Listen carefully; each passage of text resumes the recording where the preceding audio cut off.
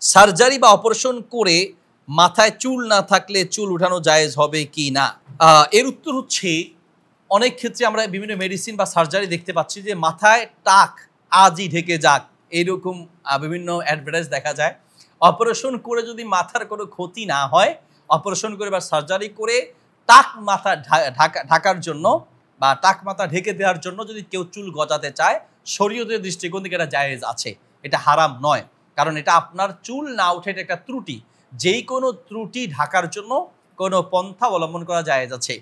গত কয়েকদিন আগে দেখলাম যে ফেসবুকে দাড়ি উঠানোর জন্য, মানে যাদের মুখে দাড়ি উঠে না সেটার একটা অ্যাড বের হয়েছে। বিভিন্ন আপনার হচ্ছে ওষুধ লাগিয়ে দিচ্ছে, এটা লাগালে নাকি দাড়ি উঠে।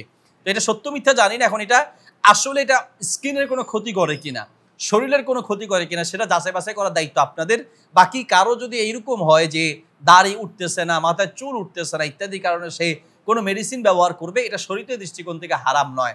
দাড়ি ফেলে দেওয়ার জন্য মেডিসিন দেওয়া জায়েজ নেই, চুল ফেলে দেওয়ার জন্য মেডিসিন ব্যবহার করা জায়েজ নেই, অর্থাৎ মানে সবসময় যেন চুল না উঠে এটা জায়েজ নেই। কিন্তু উঠানোর জন্য যেটা স্বাভাবিক প্রকৃতি সেটা গ্রহণ করার জন্য মেডিসিন, সার্জারি অথবা অপারেশন ইত্যাদি যদি শারীরিক কোনো ক্ষতি না থাকে এগুলো গ্রহণ করা জায়েজ আছে।